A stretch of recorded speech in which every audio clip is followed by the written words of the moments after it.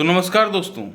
देश हमारा बहुत ही मुश्किल समय से गुजर रहा है। क्या आप भी चाहते हैं कि आपका देश श्रीलंका जैसा बन जाए, या बांग्लादेश जैसा बन जाए, या पाकिस्तान जैसा बन जाए? और भी कई देश हैं जो अभी भूखमरी और बेरोजगारी के बुरे हालात से गुजर रहे हैं। वहाँ पे हर चीज़ इतनी बुरी हो गई है जिसकी आप कल्पना भी नहीं कर सकते। और ऐसा क्यों हुआ है, इसके पीछे वहाँ के नेता थे।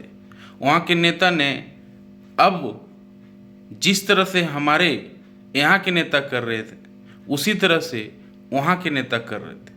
वहाँ के नेता क्या कर रहे थे? जिस तरह से अभी यहाँ आपको हर दिन सुनने को मिलता है कि हर महिला को 2100 रुपये मिलेगा। स्टार्टिंग हुआ था 1000 से, 1000 से बढ़ के 2100 हुआ। अब 2100 से बोल रहा है कि 3500 रुपया नगद दिए जाएंगे हर महीने।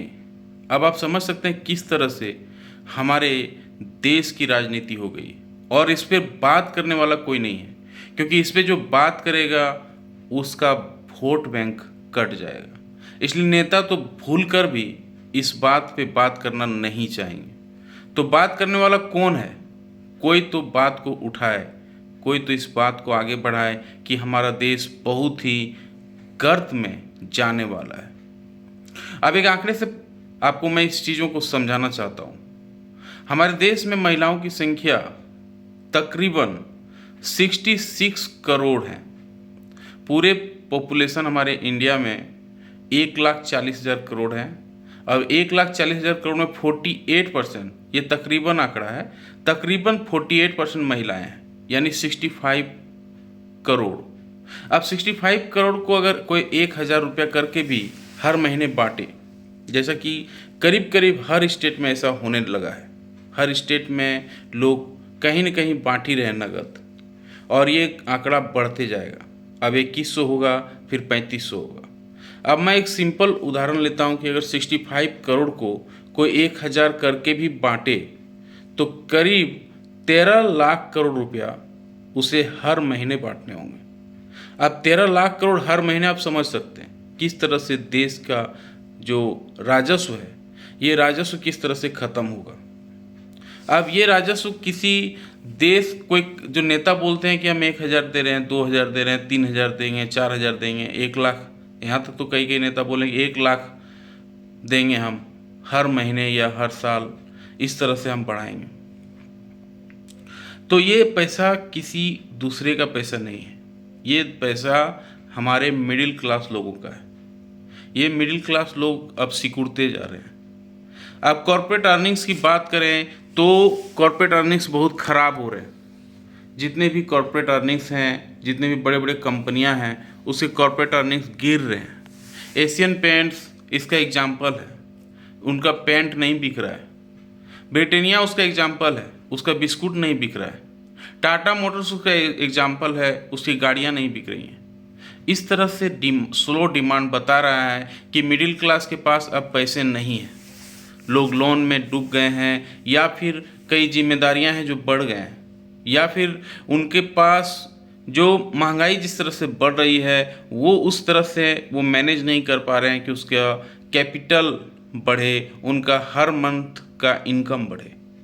और इस रीज़न से वो खर्चा अब इन सारे बेसिक चीज़ों पे भी नहीं कर पा रहे हैं। यानी अगर एशियन पेंट्स का बिक्री नहीं हो रहा है, ब्रिटानिया का बिक्री नहीं हो रहा है, डाबर का बिक्री नहीं हो रहा है, HUL जैसे कंपनी का बिक्री नहीं हो रहा है, तो फिर पैसा कहाँ से आएगा इकोनॉमी में? अब ये इकोनॉमी बता रही है कि मिडिल क्लास पूरी तरह से ट्रैप हो चुके हैं, और हमारे देश में अब पैसा कहीं है नहीं। अब किसी देश का अगर 13 लाख करोड़ रुपया, सिर्फ 1,000 का हम एग्जाम्पल लिए हैं, तो 13 लाख करोड़ रुपया अगर किसी देश का हर महीने निकल जाए, वो भी केवल नेताओं के वोट बैंक के लिए, तो देश की दुर्दशा तय है। अब इसे अगर 2,000 रुपये हर महीना अगर हर महिला को बांटा जाए तो करीब करीब ये 26 लाख करोड़ रुपया होता है हर महीने। अब 26 लाख करोड़, आप समझ सकते हैं रिलायंस जैसे कंपनी का मार्केट कैपिटलाइजेशन 20 लाख करोड़ का है। अब हर महीने यानी एक रिलायंस कंपनी बनाने के लिए जो धीरूभाई अंबानी स्टार्ट किए थे, उसका बेटा अभी मुकेश अंबानी स्टार्ट किया है, तब जाके वो 20 लाख करोड़ कंपनी बना पाया।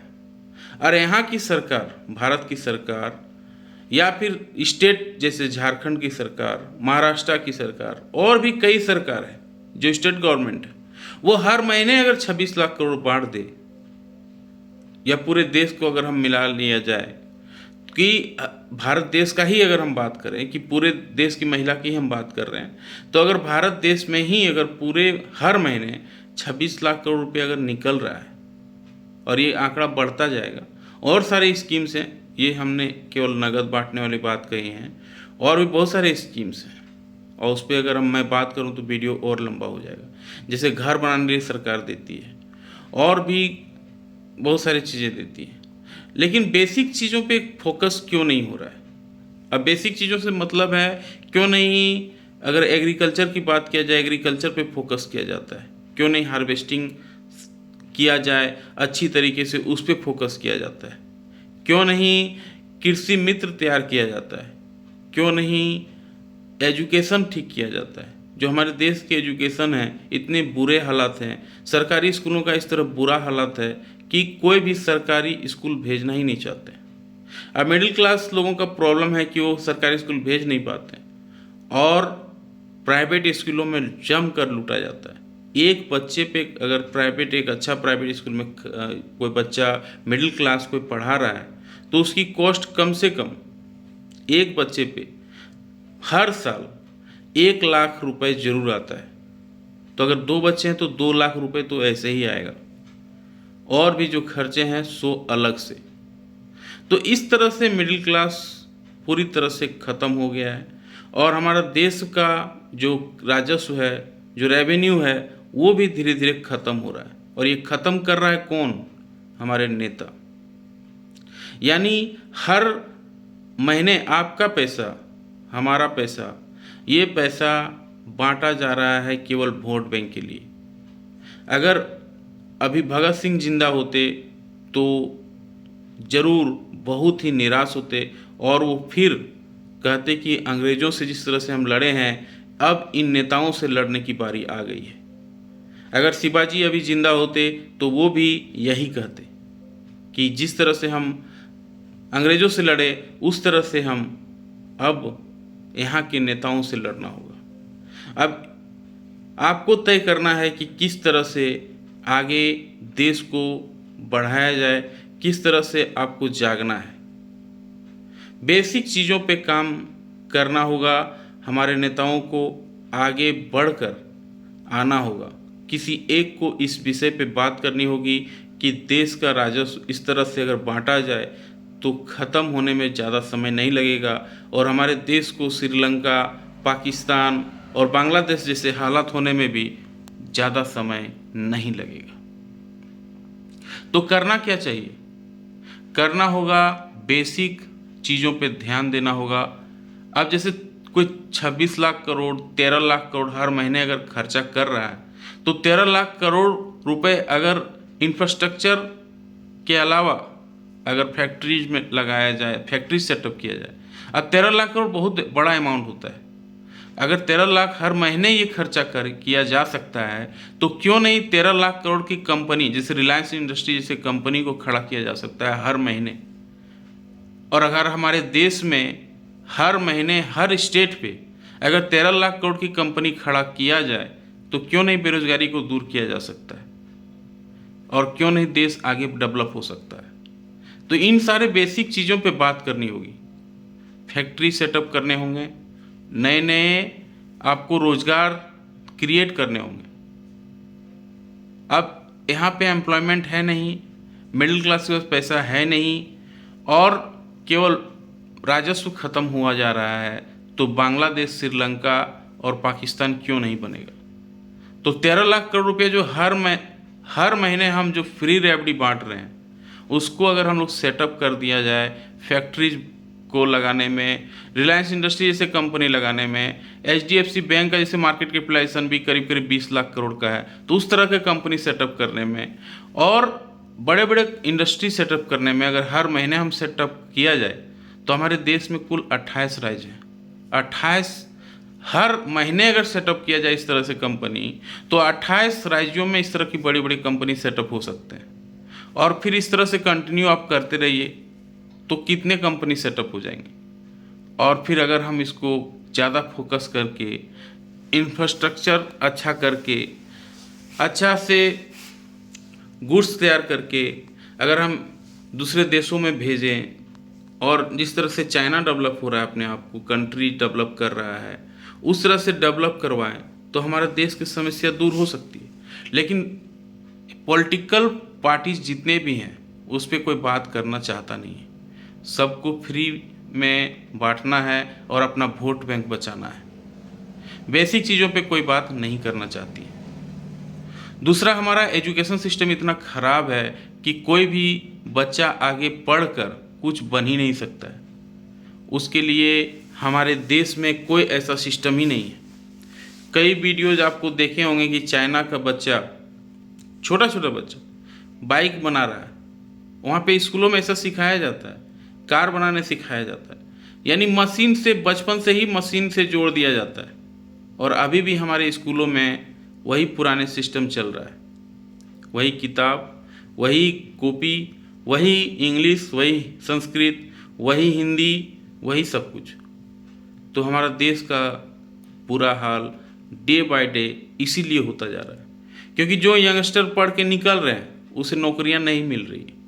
नौकरियां कहाँ से मिलेगी? उस तरह से पढ़ाई हुआ ही नहीं है। कभी कोई मशीन के बारे में जानता ही नहीं, कभी कोई फाइनेंस के बारे में जानता ही नहीं, कभी कोई शेयर मार्केट के बारे में जानता ही नहीं। जब तक वो बड़ा होता है तब तक बहुत देर हो चुका होता है।